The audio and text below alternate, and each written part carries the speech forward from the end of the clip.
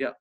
So welcome everyone to our virtual seminar. We are very happy to welcome Joan Simón and from Edinburgh, and he will tell us about the first law of complexity. So thank you very much, and thank you very much.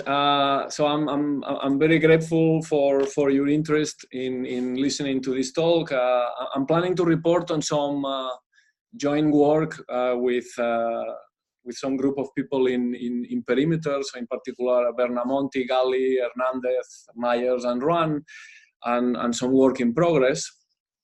I think that many of us are interested in understanding how classical spacetime emerges from, let's say, quantum mechanics. In particular, we would like to extend the number of so-called entries in what these days we call the holographic dictionary that has been developed mainly through the ADS-CFT correspondence. And I think that we would all agree that one direction that has always been fruitful is the understanding of black holes. Now, probably many of you would agree that any understanding or even definition of what quantum gravity may be will require to understand the notion of, let's say, classical horizons in general relativity. Now, in my opinion, this is just a way of getting into the subject. I think that in recent years, there has been progress in the study of what I would say dynamical time scales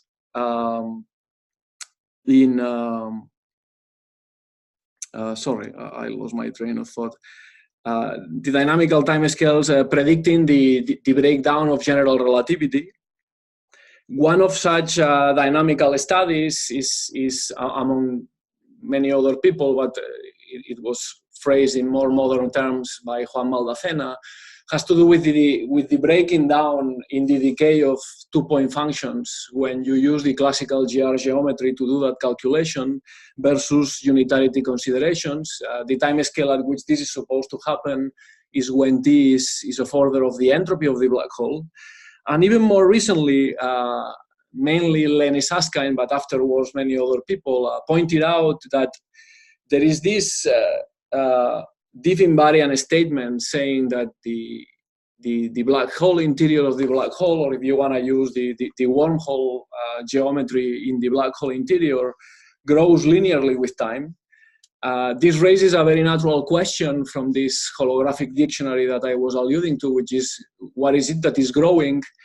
And you also need to point out where this growing has to stop if you assume that the dimension of the Hilbert space describing your quantum gravity is finite. So I would like to stress, on the one hand, these two kind of dynamical aspects.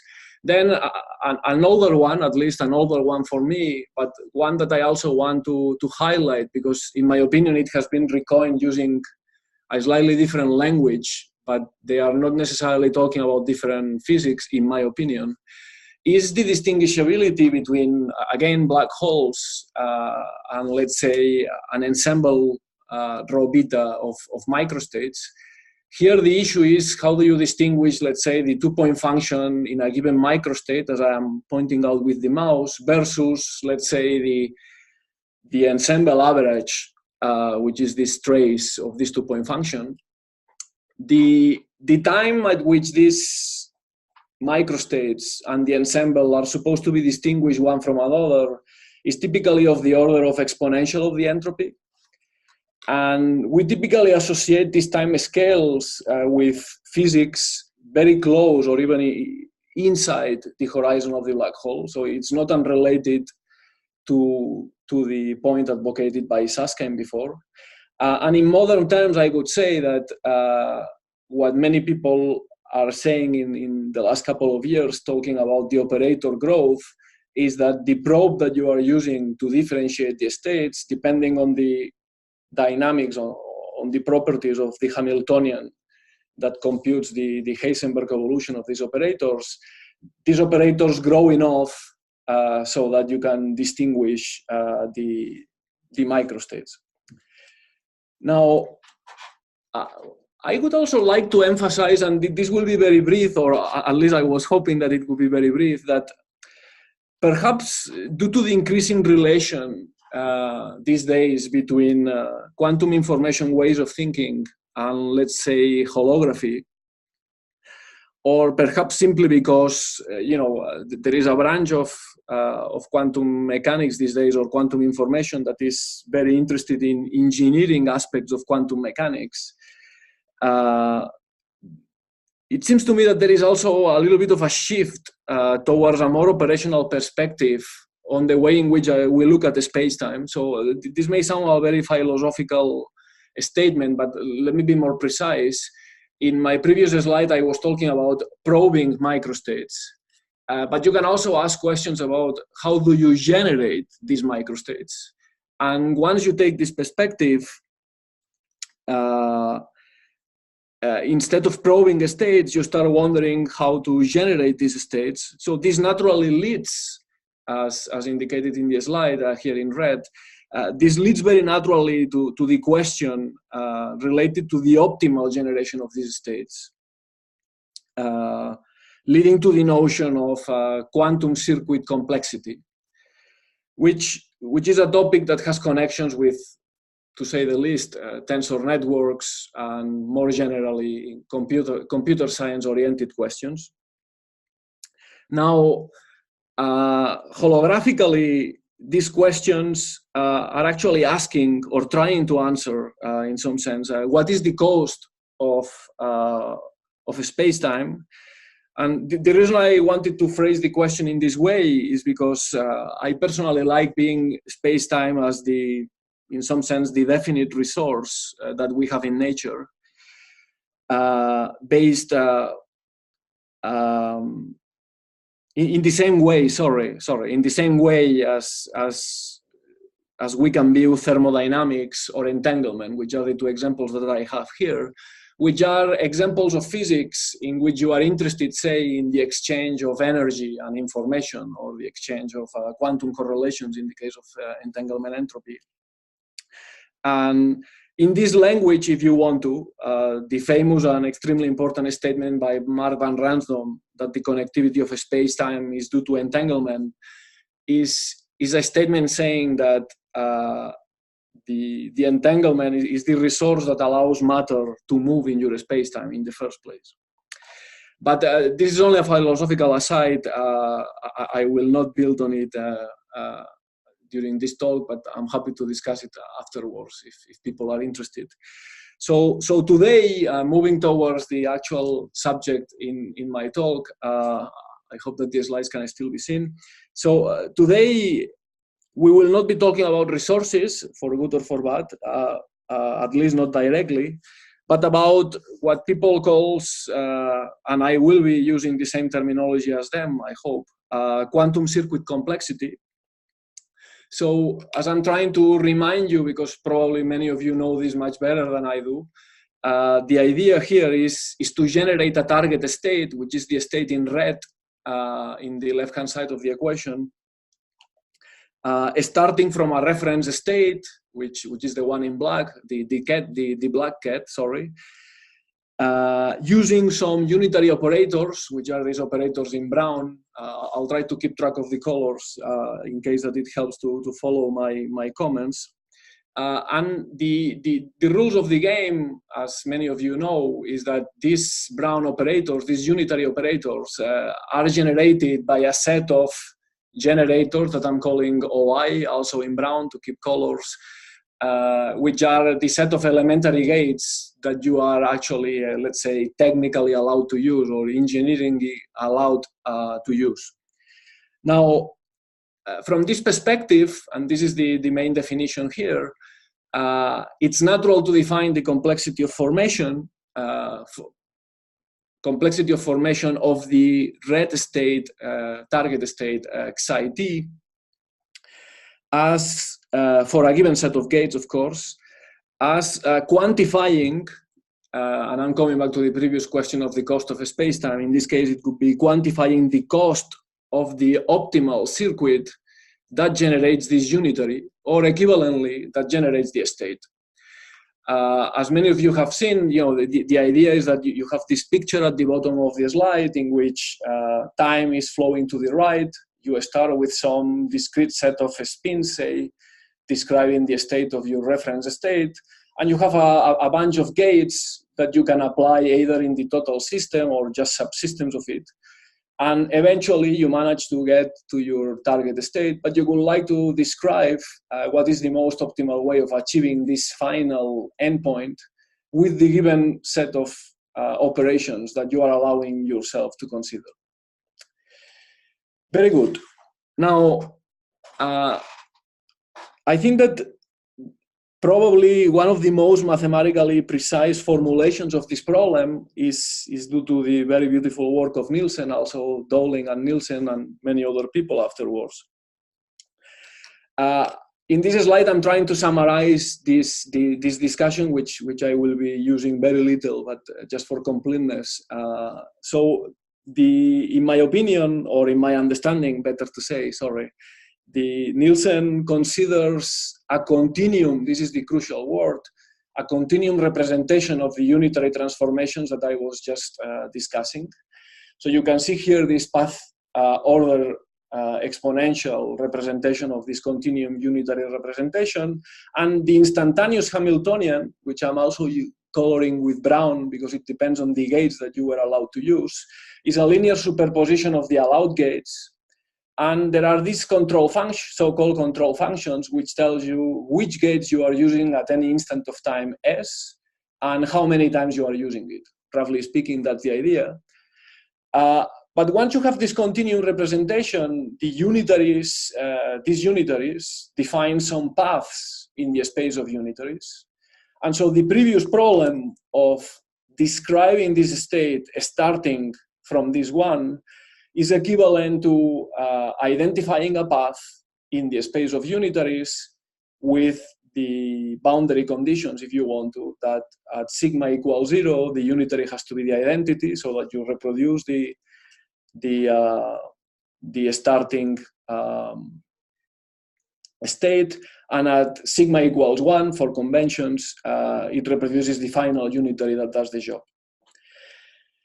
To make the story short, since all of you probably already know what I want to say, the lesson, what we learn from the Nielsen's formulation is that you can associate some quantity to the complexity of this state. This is how I'm going to define the complexity of this target state given a reference state as the minimal cost that it takes to achieve what I have just described. And this means that there may be several paths that achieve the connection between the given two states, but you are given some cost function, which I'm calling f in this slide, which is a function of some local coordinates parameterizing you the space of unitaries where these paths are moving.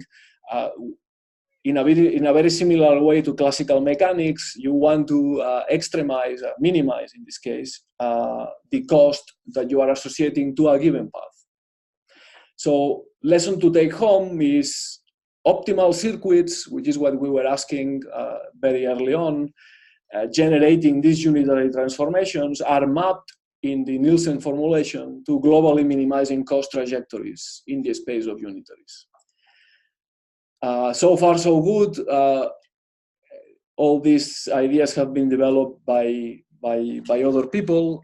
Now, moving towards what I would like to tell you today, I would like to ask, the question that I would like to motivate our discussion today is the study of variations in this complexity, understood as mathematically as this equation here, in which we compute the variations in this quantum circuit complexity due to the change to the target state. So notice that I'm comparing the quantum complexity in some target state xit, and then I consider some deformation of this state. So this is another state in the same Hilbert space, and I'm keeping the initial reference state fixed So I'm keeping one boundary condition fixed if you want to, and I'm letting the end of this path in the space of unitaries to change.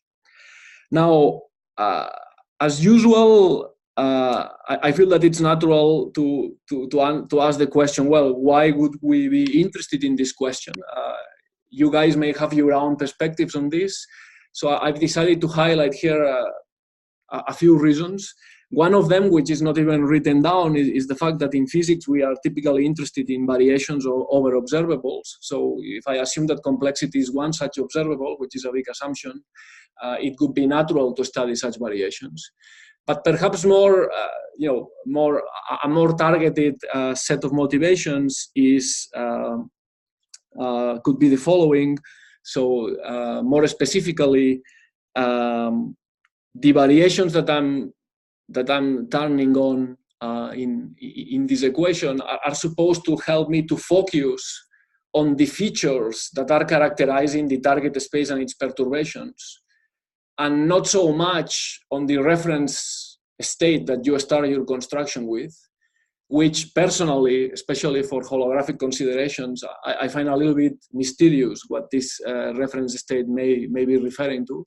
So I'm trying to focus on the deviations between psi t and its perturbations. From a more pragmatical point of view, but still a natural point, is that since, thanks to the work in the literature, some of our colleagues have provided with new gravitational observables, which are conjecture to capture the quantum circuit complexity that Nielsen gave us in quantum mechanics. It's extremely natural, given these new gravitational observables, to study the properties of these observables. And one natural way of studying these properties is studying the variations. From this point of view, this is also a very natural point to take. And then the last comment, this is my last comment on resources in this talk, but I really like this way of thinking about it. If complexity is a resource, let's say, clearly by construction, variations in the complexity are quantifying what you can do with the resource, and at the cost of what. Just to clarify what I mean by these statements, it's always useful to use topics in physics that have been understood and reformulated in this language, such as thermodynamics or entanglement. In thermodynamics, the resource is the free energy. And what that quantifies is the exchange of information, or entropy if you want to, or energy, between in your system. And in the case of entanglement entropy, the free energy would be replaced, if you want to, by the quantum relative entropy. So these are examples in which you have a set of operations which also involve unitary transformations, preserving the energy or preserving the amount of overall information between environment and system. And you want to quantify what it takes to go from one state to a final state.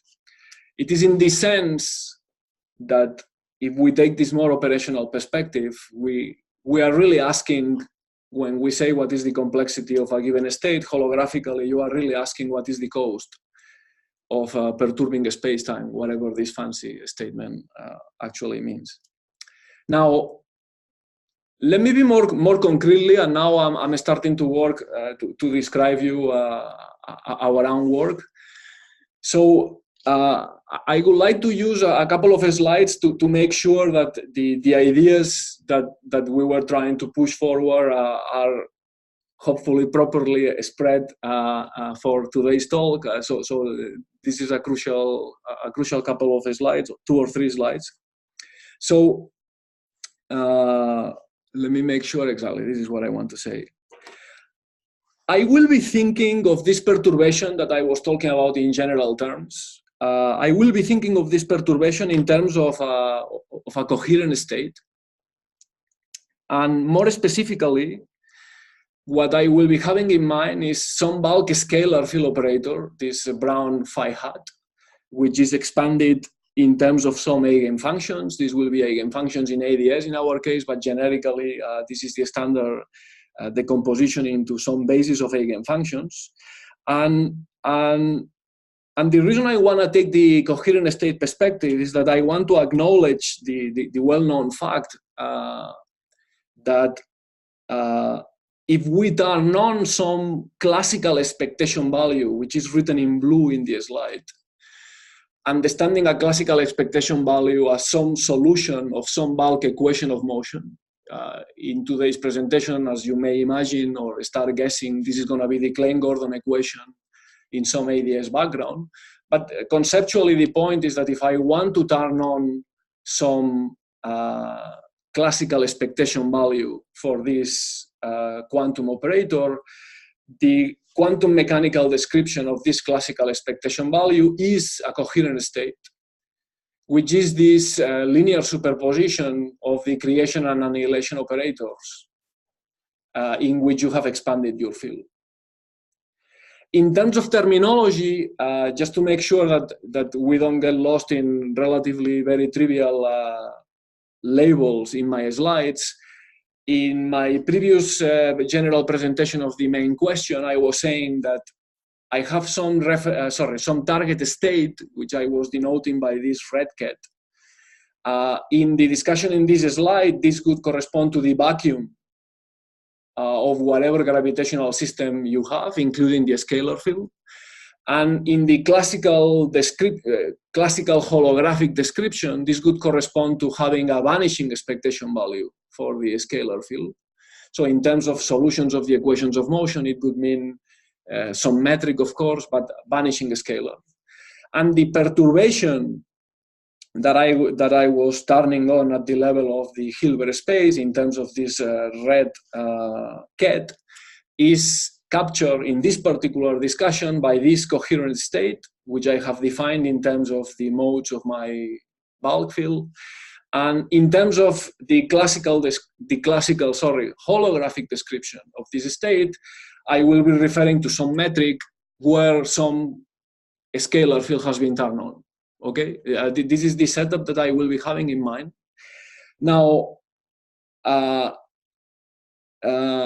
this is an even more important slide. So let me make sure that I do a good job, whatever that means. So some of you may be wondering correctly that all my previous comments concerning the setup that I will be having in mind are referring to some Hilbert space that whose description only involves what we would say, let's say the expression bulk physics. Now, it is precisely at this point where this box, which is what ADS CFT is telling you to do, is going to be used. So let me be more precise.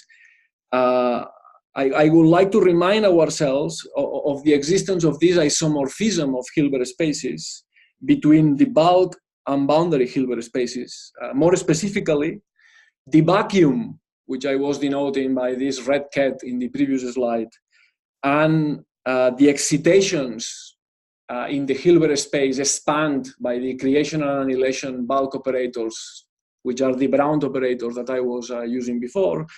They correspond, or if you believe in the ADS CFT, at least in the low energy sector, let's say in modern terminology, the code subspace, they should correspond to the same coherent states in the boundary theory. What I'm saying is that if you would like to compute the variation in the quantum circuit complexity, what you are supposed to do, surely, is to consider whatever boundary theory of your gravitational physics. And if you are able to do the calculations in that setup, that's what you are supposed to do. The only extra comment that I'm making here is that because of ADS CFT, those coherent states have a bulk description in terms of the quantization of the scalar field in ADS. And in some regime of approximation, you could consider doing the quantum circuit calculations in the bulk of ADS. Why am I saying all this? In some sense, I'm saying all this for technical reasons, which are the consequences, these 2 bullet points, among others, but these are the 2 main building bullet points that I wanted to allude to. The first comment is that the work that Ro and Rob did in applying for the first time the quantum circuit technology, the Nielsen approach in quantum field theory, which was later applied to coherent states by Guo, Hernandez, Myers, and Ruan. This means that this technology is available. And what I'm trying to say here, even though the talk will not be referred about how to do in this step is relatively straightforward. What I'm saying here is that because of ADS-CFT, this technology can be applied more or less straightforwardly to the quantum bulk scalar field that I denoted by the brown phi hat. So you are doing a quantum field theory calculation in a non-trivial curve background, and through the ADS-CFT, in principle, because of course we are quite ignorant about complexity in general, but in principle, ADS-CFT is telling you that whatever calculation you are doing should account. I'm not using holographic techniques right now, I'm using Nielsen, should account for the quantum circuit complexity of the boundary theory. And then the second bit is that since I've been carefully in setting these coherent state excitations and having a proper gravitational dual interpretation of them, this automatically means that if I construct classical gravity duals where I have turned on this blue expectation value for the scalar field together with the corresponding gravity dual that is being sourced by this scalar field, I should be able to use the techniques developed by Chapman, Hugo, Rob, and many other people afterwards to compute the observables that the community has proposed as dual to my to our quantum circuit complexity. So what I'm planning to do in the rest of the talk, just to put a little bit to make sure that we're on the same page, is I will explain some very general quantum circuit considerations about these complexity variations, which all of you actually know the results. This is basically classical mechanics. And then I will use the main body of the talk, or whatever time is left, sorry, to actually explain the structure of one of these holographic complexity variations, in particular the complexity equals action. So is it clear where I'm going, and is it clear the setup, the goal? I don't know if I am making sense or not. Yeah. So far, so good? Yeah, we are fine. Yes. So, okay. So Joan, can you hear me? Oh, Michal. Yeah, hi. I can hear you. Yeah, please. Greetings from Japan. Greetings. Anyway, so my question is, so in the fall, you just focus on the second point, right? And you will use holographic complexity proposal. Yeah. Yeah. Thanks. So what I'm planning to explain today, indeed, is to enter into some detail of the techniques to compute this variation in the gravitational bulk, because in principle, I mean, of course, there is a little bit of work, but if you are not interested in the time dependence of complexity, which is something that we should be interested in, but for the sake of this talk, I'm not including time dependence. I'm not planning to discuss how to extend the calculations in this paper, borrowing on Ro's results, original results, how to do it in the bulk. But if you have a question, you can ask, of course. No. Initially, I had a thought that maybe what you want to do is some sort of an analog of FLM, but for complexity. But I guess because you're considering coherent states, it's probably not really the case, right? What do you mean by SLM? Sorry. Well, I mean, like the work by Faulkner, Lukovic, and Maldacena, in which they look at the entanglement entropy through Utopi and Agee. Yeah. Understood this one central charge correction to entanglement entropy in the dual field theory, right? But this is not what you're saying. You're saying that if you were to do a quantum circuit calculation in the bulk, yes, this would be equivalent for this class of states. Yes. Bulk states. This would be equivalent. This should be equivalent somehow to classical calculation using classical action or classical geometry for yes, the expectation value. Okay. Precisely. Yeah, precisely. But let me take advantage of your question, because I was actually debating whether to include either another slide or a further bullet point here. And maybe in some sense I am anticipating a little bit the result that I want to convey, but so this the description of the variation in the quantum state is very naturally encoded in this coherent state nature of the state. Now, in some sense, I'm saying this because you have mentioned the Letkovich, Maldacena work and et al. Work. So one may wonder whether at least in the setup for small perturbations that I'm considering, whether the actual variation of the complexity is only due to the variation in the matter sector of the theory, or whether the variation in the gravitational sector will have a contribution or not. So what we will find in our setup, we don't have a claim that this is always the case, as in the Letkovich-Maldacena situation. What we will be finding indeed, after some cancellations that I think that deserve a better understanding, is that the variation in the complexity action observable, because this claim is only for that particular one, I'll try to convince you that it's only due to the variation in the matter sector. Yeah. Okay. But the setup that you were describing is the one that I really want to describe. So I think that we are on the same page at this point. Are there further questions, or can I move on, or please?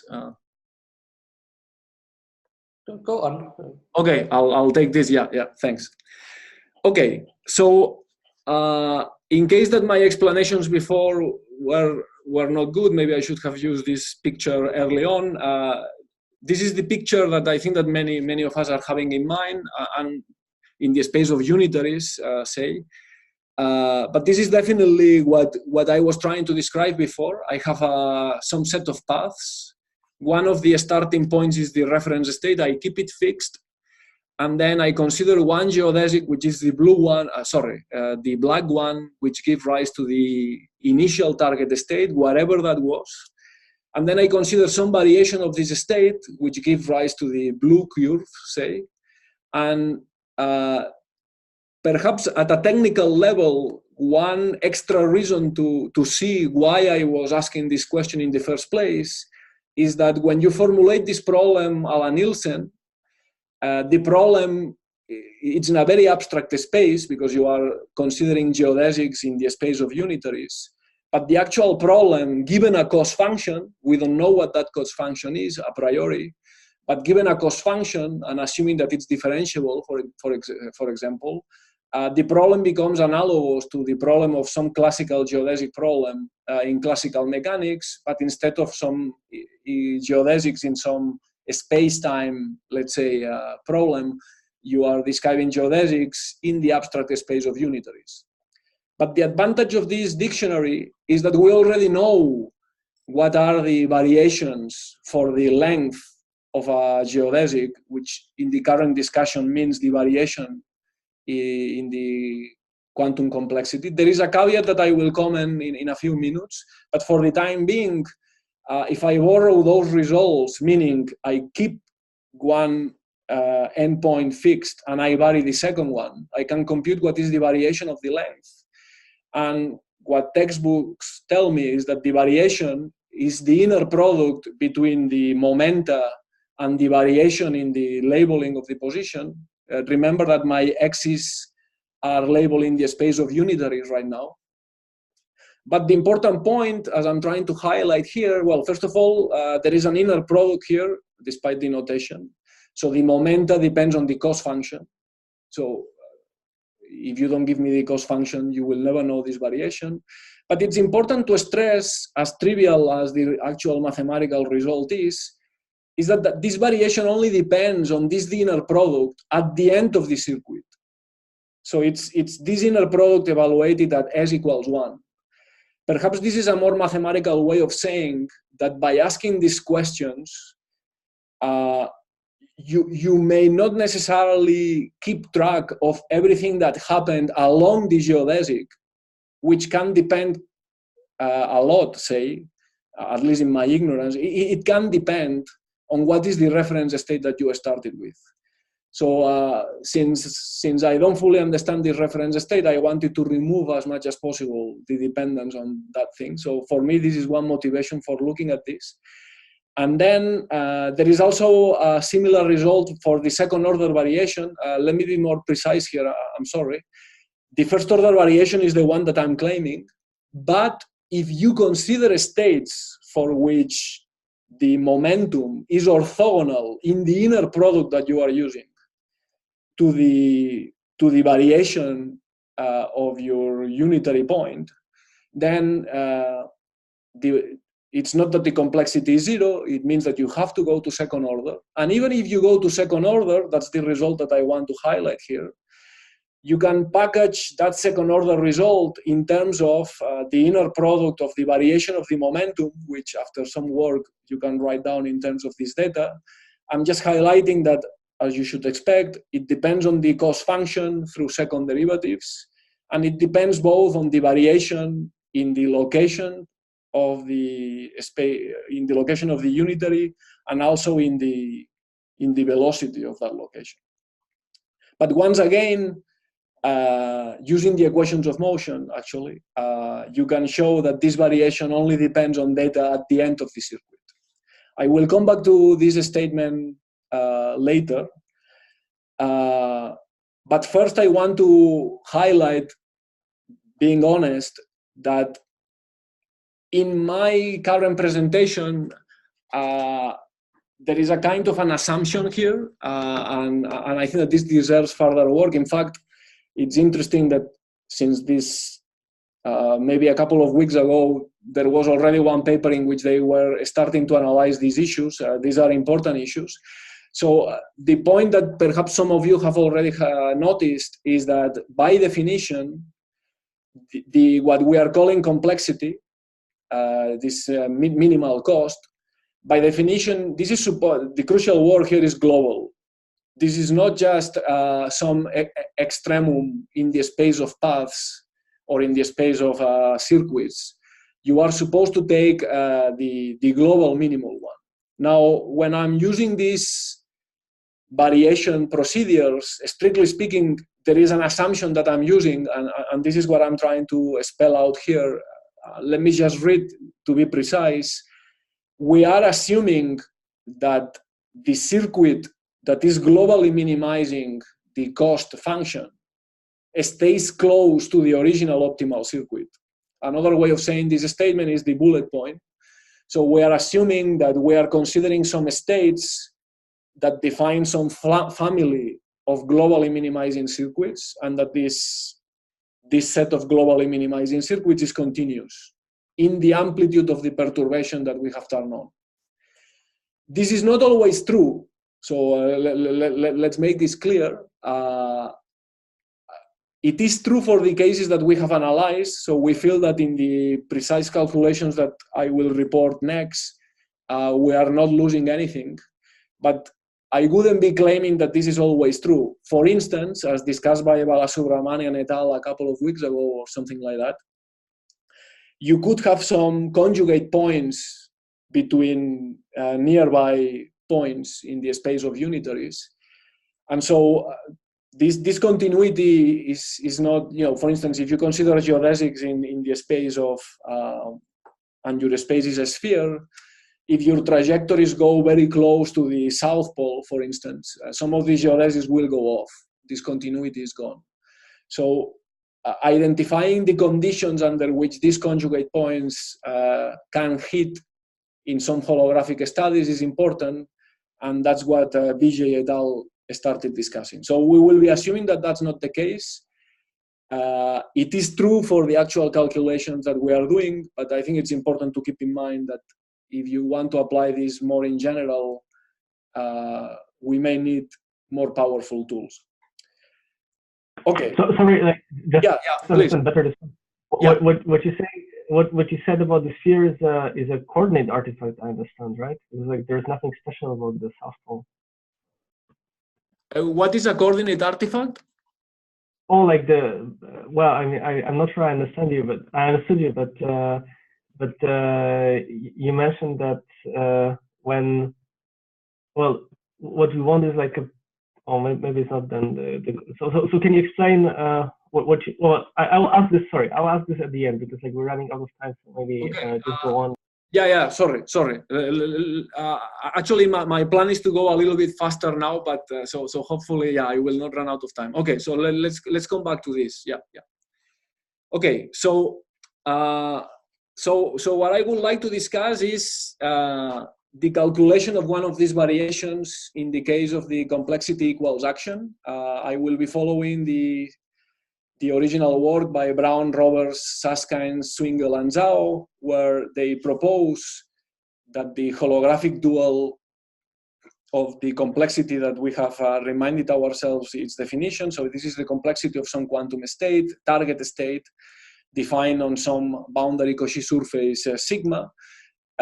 They conjecture that this is equal to evaluating the gravitational action in the so-called Wheeler-DeWitt patch. Now, I want to make some comments about some of the ingredients that appear here because this will also help me to set some notation. The first comment, as probably all of you know, is that the role of the reference state is very unclear in the holographic description. Most probably it involves some state that has no classical dual, but I will not enter into this. In particular, for our variations, we feel that it has less importance. What is important is that the description of the states that I was discussing in the previous slides, here, as I was already alluding before, they will correspond to some classical gravity dual, whose degrees of freedom for me will be some metric G and some scalar field phi, trying to use the same notation as before. And in case that some of you have not heard this before, though I assume that all of you know, the so-called Wheeler-DeWitt patch that is labeling the region of space-time where I'm doing this integration is the domain of dependence of a bulk spatial slice anchor on the boundary Cauchy slice. So in terms of a picture, if this is ADS, and this is some instant of time in the boundary where I'm defining the Cauchy surface sigma, the cone in blue and its interior, it's the Wheeler-DeWitt patch. I'm thinking that I have a global ADS, which will be the case in my discussion. And then importantly also for the technical details, this Wheeler-DeWitt patch has a boundary. I will be denoting this boundary typically by this symbol, the boundary of the Wheeler-DeWitt patch. And if I have not made mistake, I will denote it by brown so that we can identify quickly which terms come from the boundary of the Wheeler-DeWitt patch, because this is going to be important. And since I will be considering only spherically symmetric configurations, the geometrical or the topological structure of this boundary of the Wheeler-DeWitt patch is easy. It's the same sphere as in the boundary of ADS times a null line. So I need to tell you where in this null line I'm sitting, and I will be using the coordinate S to do that. Okay, so this is the picture to take in mind before doing perturbations. Now, this is just a bunch of colors. But I need to remind you that the proposal to make it quantifiable, I'm going to be using the same principle as Lehner, Myers, Poisson, and Raphael, who were stressing that we should have a well-defined variational principle on the Wheeler-DeWitt patch. Now, I'm just going to highlight the different pieces here. Basically, the ones written in black are the standard bulk ones. So you can recognize the scalar curvature, the cosmological constant, and the scalar field, which we are normalizing with this funny factor, but this is just a normalization.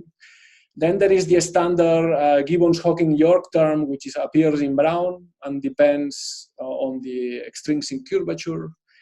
Then there are these orange terms, which were new. Some of them were new in this original paper. I will not be discussing this because it turns out that for our case, they will not contribute. If I would have time, I would tell you other situations in which they will have a contribution. And the ones that I'm highlighting are the ones that will play a role for us besides the black ones, which is the bulk one. This term here is an integral over the boundary of the Wheeler-DeWitt patch. So it's already a boundary term, and it depends on some scalar, which is kappa, whose physical significance, or mathematical significance, perhaps I should say, is, first of all, it's important to make the reparametrizations of the Wheeler-DeWitt patch invariant.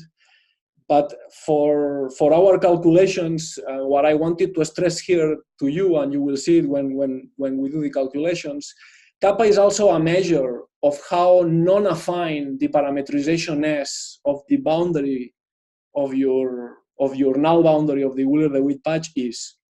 So that's my current definition. And then the last term is the so-called the counter term. It depends on an arbitrary scale. So that's always interesting. And I'm reminding you that the object that this is also a boundary term. So we are not integrating over the full Wheeler-DeWitt spacetime. And what we are integrating is some functional that depends on the expansion scalar of the null generators, whose definition in terms of the boundary metric is this one. Now, details are more or less horrendous, but I would really feel very bad if I don't manage to transmit the content of this extremely simple slide. So please, if there are questions after this slide, please ask me. What is it that we want to compute? We want to compute the variation in the complexity action. So this is this equation, and very explicitly, my initial target state is global ADS, G naught, an absence of any classical expectation value in the scalar field, so phi is 0. And I want to compute the same quantity when I turn on my coherent state using this classical expectation value. The perturbative parameter is the amplitude of the coherent state, which is this bar epsilon, which I will assume is small. So epsilon is the parameter of the expansion. And at second order in Einstein's equations, there will be a variation in the metric, which I call delta G. We will compute this. And so we want to compute the variation of the action at second order, because we know that the matter has a non-trivial contribution at second order. And the metric can also have a priori a second order variation. Now, in general, without doing any calculation, there are two types of terms that you should expect that this variation has. These are the ones that appear in the bottom of the equation. The first one is delta I W dW. What is important is that this is the variation in the action that is due to the variations of the background, as you can see, delta G and delta phi. But the region of integration of your action is the undeformed Wheeler-DeWitt patch. It's important to stress that the Wheeler-DeWitt patch will be modified by delta G at second order. Therefore, at second order, there is this second contribution, at least a priori, saying that when you evaluate the action in the undeformed state, which is just global ADS, but over a region of space-time, which includes the deformed Wheeler-DeWitt patch. Both of them are at the same order, and both of them need to be included.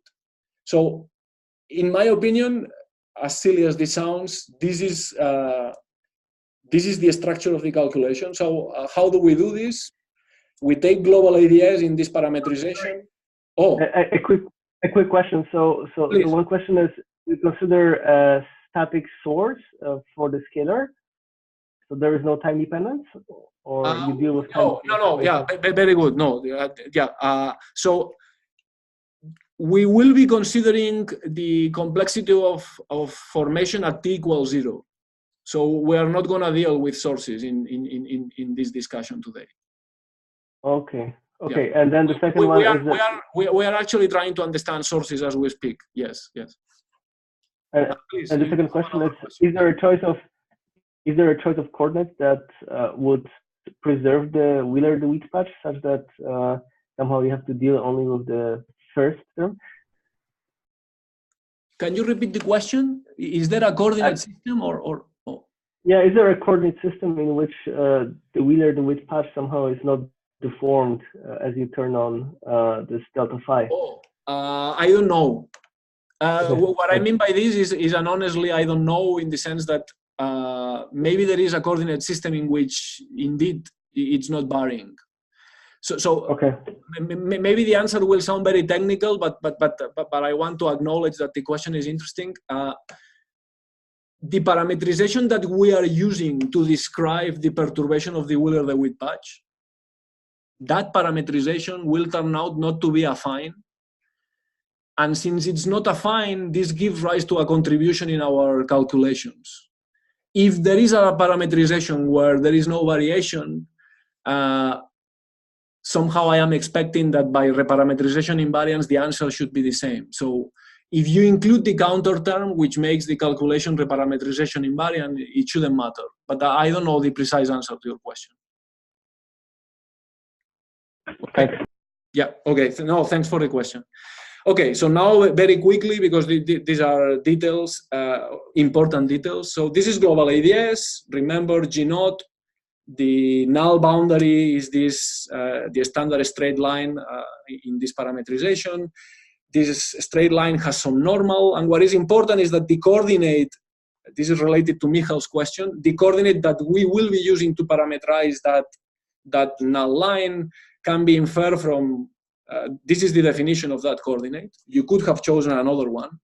Now, more importantly for us, we want to turn on this perturbation. I'm using the same notation as before.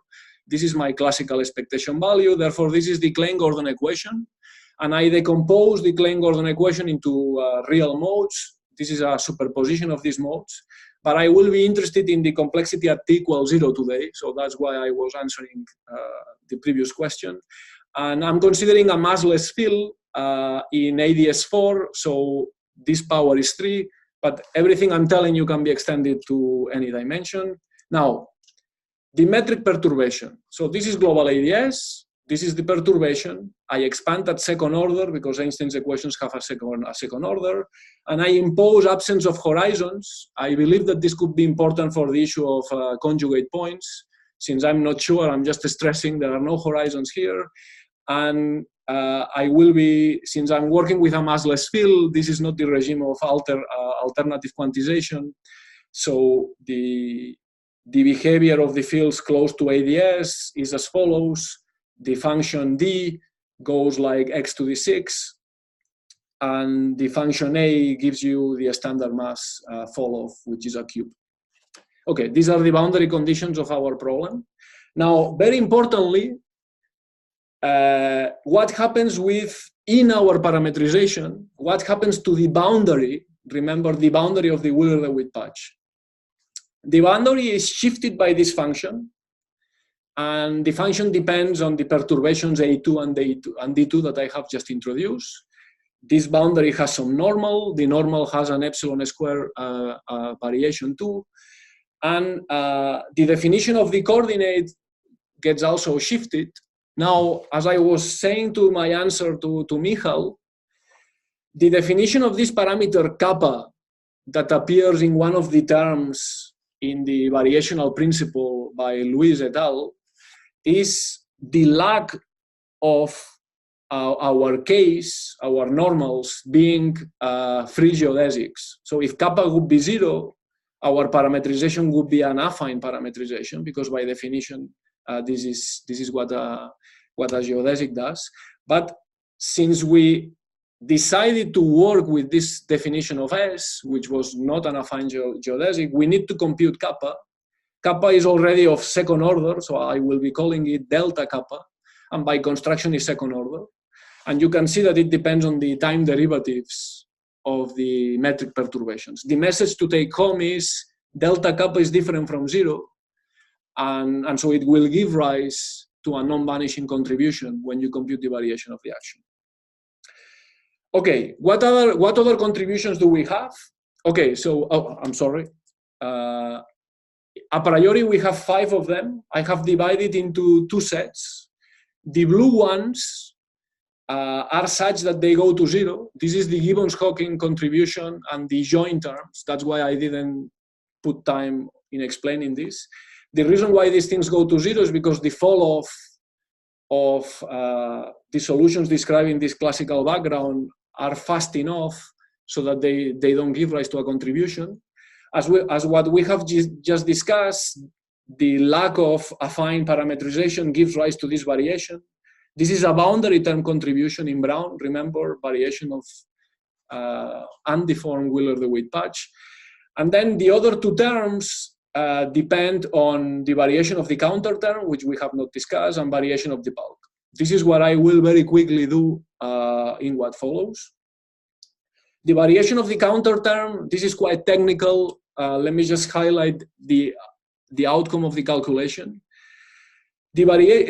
We claim that the variation of this term is independent of the arbitrary scale that defines this term. So that's statement 1. It can be written as a boundary contribution in the Wheeler-DeWitt patch, and it only depends on the variation of this null expansion parameter, which I believe I defined here. The variation is just delta k, the derivative of the log of the metric along the variation of the null vector. So that's this contribution. And finally, the one that probably it could have been easier to compute, the one that we are more used to in GR, say, the bulk contribution. According to our general discussion, it has 2 pieces. The first piece comes from the actual variations of the metric, as you can see here, delta G, and some matter contribution, which I will ignore for the time being.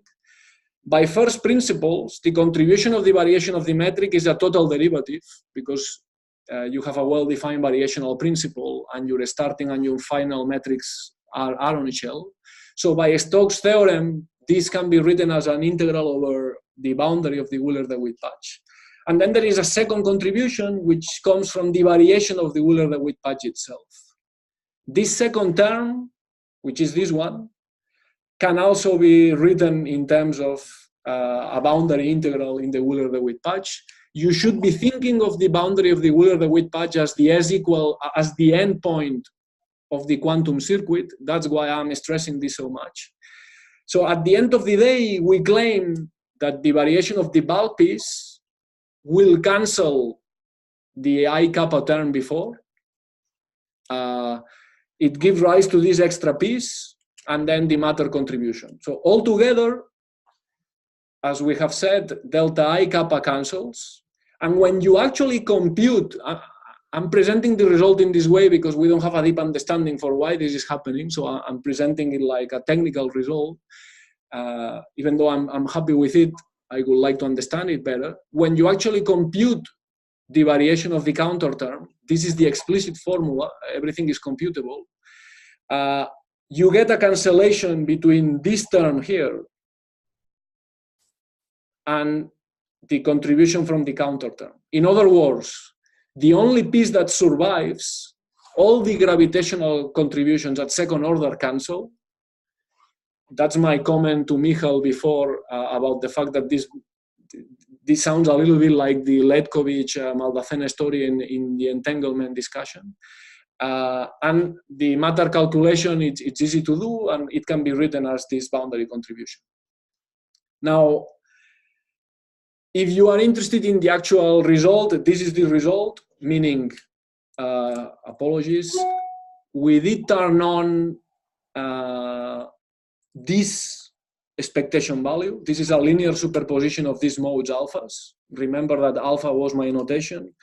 The final answer, after doing some algebra, is that you can write this as some quadratic object, is symmetric in J1 and J2.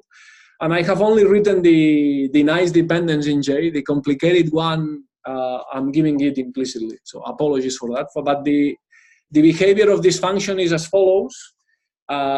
It has 2 peaks, one at J1 equals 1 and the other one when the 2 J's are equal. But it always decays with J2, as you can see. The different plots are plotted by increasing value of J2, and The function always decreases. And I would also like to highlight that for large J, all these curves tend to look very similar to each other. This is this part of the graph. Analytically, this comes from the fact that when I analyze the behavior of these coefficients at large J, this goes like log J divided by J, up to corrections. You will see why I'm saying this in a second. So, some remarks. Nothing deep. I'm just highlighting the results. The holographic variation is scale independent. What we mean by scale independent is that it's UV finite, like the mutual information in entanglement entropy. That shouldn't be surprising, but it's nice to see, or at least it's good to see. It's independent on the arbitrary scale LCT, and it's also independent of the scalar curvature of ADS, L. I'm stressing all this because in the quantum circuit calculations, people need to include extra scales in order to define their gates. And so if we want to compare, this will be a challenge. The second point, which I believe I have stressed already quite a bit, is that the counter term was crucial in order to have this gravitational action cancellation. And another point, perhaps trivial for some of you, I must admit that I thought that this had to be the case, is that even if there wouldn't be any cancellations, which I have already stressed, the holographic action variation, at least in our case, but we believe that this is going to be more general, is the sum of contributions, some contributions that need to be computed, of course. But the important point is that these contributions are in the boundary of the undeformed Wheeler-DeWitt patch. That's the statement. Now, how can we compare these statements with some of the holographic remarks that we made before? This is what I want to say now. The holographic result is quadratic in the perturbation. Therefore, we are learning that whatever cost function is determining the holographic result, the coherent states are orthogonal to the direction along the circuit, because remember that general quantum mechanical considerations were giving us that this variation was of order first order. That first order needs to be zero, and that's a constraint on the cost function. So that's the first comment. The second one, I have stressed it a little bit. The variation in the complexity depends on the data. The quantum circuit complexity depends on the data at the end of the circuit. Remember that that variation only depends on the information in S equals 1. And I want to stress that perhaps this is suggesting, perhaps even tautologically, that if you believe that the complexity action proposal is the right one to use, or one possibility to be used, this seems to suggest that the circuit ends on the boundary of the Wheeler-DeWitt patch. Maybe this is obvious for some of you. It is not to me. That's why I'm stressing this. And then finally, if you were wondering whether you can learn something about which cost function we should be using, I just want to highlight that if you would choose this one, for instance, you under some assumptions, you could reach the conclusion that the cost function that appears in the Nielsen formulation would be related to the symmetric coefficients that we computed holographically. Let me be more explicit.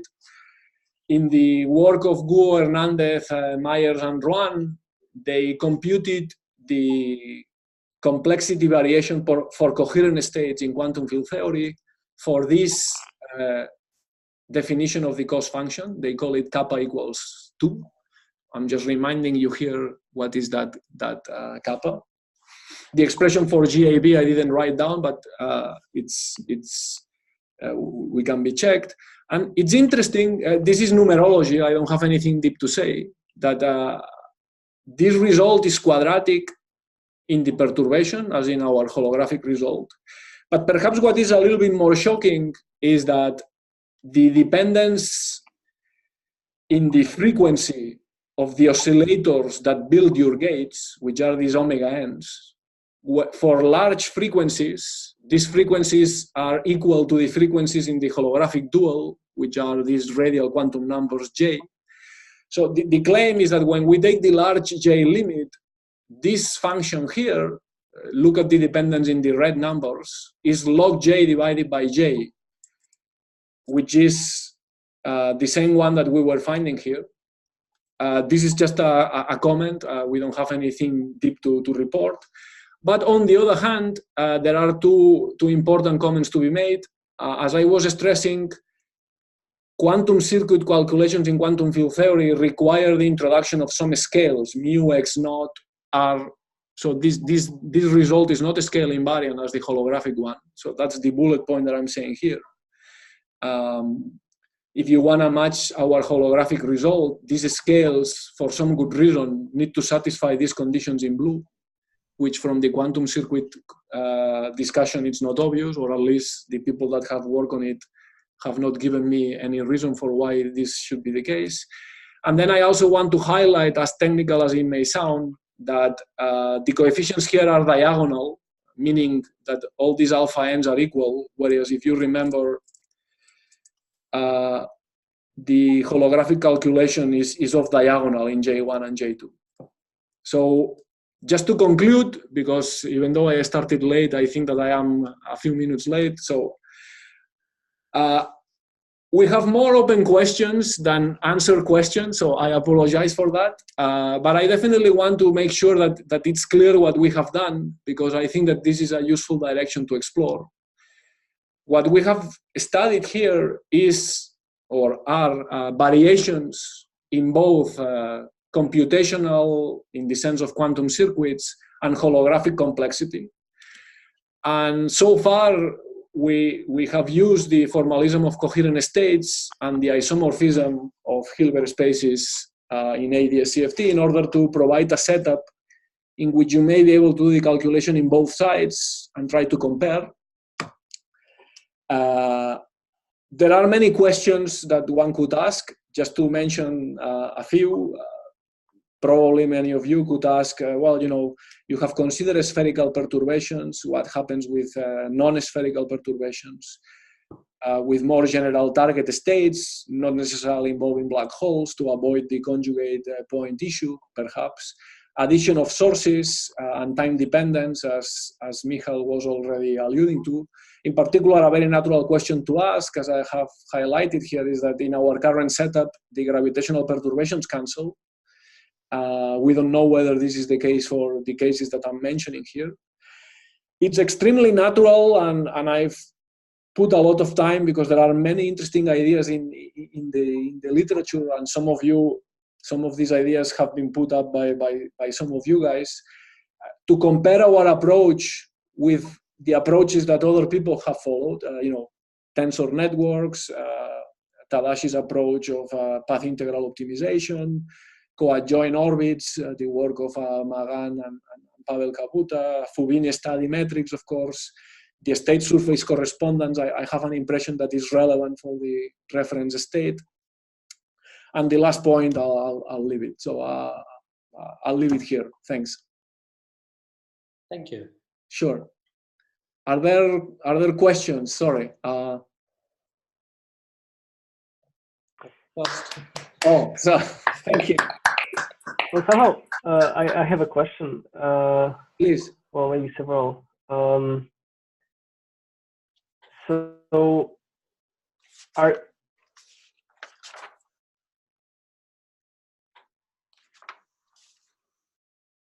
hello?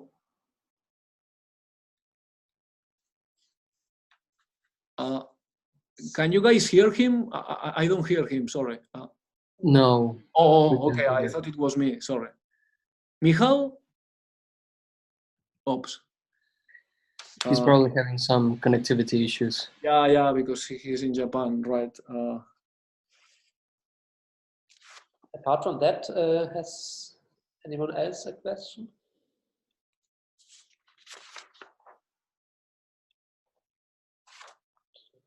No, then let's thank Joan again.